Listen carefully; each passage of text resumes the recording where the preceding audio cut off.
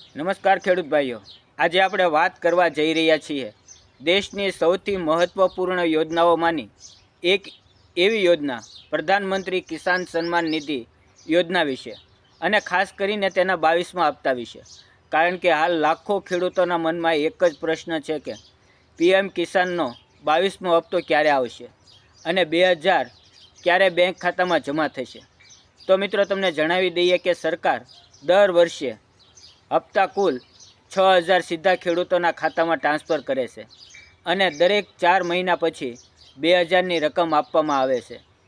અગાઉનો 21મો હપ્તો નવેમ્બર મહિનામાં જમા કરવામાં આવ્યો હતો અને હવે સમયગાળો જોતાં ખેડૂતો 22મા હપ્તાની રાહ જોઈ રહ્યા છે. હાલમાં કેન્દ્ર સરકાર તરફથી 22મા હપ્તા માટે સત્તાવાર તારીખ જાહેર કરવામાં આવી નથી, પરંતુ અગાઉના પેટર્ન અને મીડિયા અહેવાલો મુજબ આ હપ્તો માર્ચ મહિનાની શરૂઆત અથવા તો અંતમાં જમા થવાની સંભાવના વ્યક્ત કરવામાં આવી રહી છે.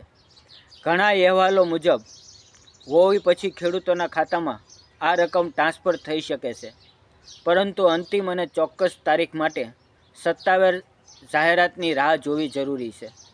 હવે અહીંયા એક ખૂબ જ મહત્ત્વની બાબત છે કે ઘણા ખેડૂતોના હપ્તા KYC પૂર્ણ ન હોવાને કારણે અટકી જાય છે. એટલે જો તમે હજુ સુધી KYC પૂરું નથી કર્યું તો તરત જ PM કિસાનની ઓફિશિયલ વેબસાઇટ પર જઈને અથવા નજીકના CSC સેન્ટર પર જઈને તમારી KYC પૂર્ણ કરાવો. આ ઉપરાંત તમારું આધાર કાર્ડ તમારા બેંક ખાતા સાથે લિંક હોવું ખૂબ જ જરૂરી છે અને DBT સક્રિય હોવું પણ જરૂરી છે. ઘણા ખેડૂતોને ફાર્મર ID અથવા જમીન રેકોર્ડ વેરિફિકેશનના કારણે પણ હપ્તો મોડો મળે છે, જેથી તમારા જમીનના દસ્તાવેજો અને નોંધણીની માહિતી પણ ચકાસી લો. તમે તમારા મોબાઈલથી pmkisan.government.in વેબસાઇટ પર જઈ બેનિફિશિયરી સ્ટેટસમાં જઈને તમારા આધાર નંબર અથવા મોબાઈલ નંબર દ્વારા તમારી સ્થિતિ ચકાસી શકો છો અને ત્યાંથી તમને ખબર પડી જશે કે તમારું નામ યાદીમાં છે કે નહીં, અને જો કોઈ ભૂલ છે કે નહીં.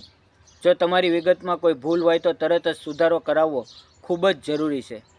મિત્રો, આ યોજના ખાસ કરીને નાના અને સીમિત જમીન ધરાવતા ખેડૂતો માટે આર્થિક સહાયરૂપ બની છે અને પાકનું વાવેતર, ખાતર, બીજ અને અન્ય ખેતી ખર્ચમાં મદદરૂપ બને છે. એટલે 22મો હપ્તો સમયસર મળે તે માટે તમામ જરૂરી પ્રક્રિયા પૂરી હોવી ખૂબ જ જરૂરી છે. ફરી એકવાર સ્પષ્ટ કરી દઈએ કે હજી સુધી 22મા હપ્તાની સત્તાવાર તારીખ જાહેર કરવામાં આવી નથી, પરંતુ શક્યતા છે કે માર્ચની શરૂઆત અથવા તો વચ્ચે આ રકમ ટ્રાન્સફર થઈ શકે છે અને સત્તાવાર જાહેરાત થયા બાદ જ ચોક્કસ તારીખ જાણી શકાશે. તેથી અફવાઓ પર વિશ્વાસ ન કરો અને ફક્ત સરકારી વેબસાઇટ અથવા વિશ્વસનીય સમાચાર માધ્યમથી જ માહિતી મેળવો.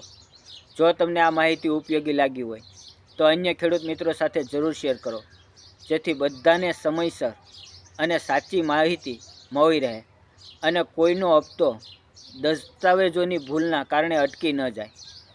આવી જ મિત્રો નવીનતમ સરકારી યોજનાઓની માહિતી માટે જોડાયેલા રહો. ફરી મળશું મિત્રો, ત્યાં સુધી આવજો. જય જવાન, જય કિસાન, જય દ્વારકાધીશ મિત્રો.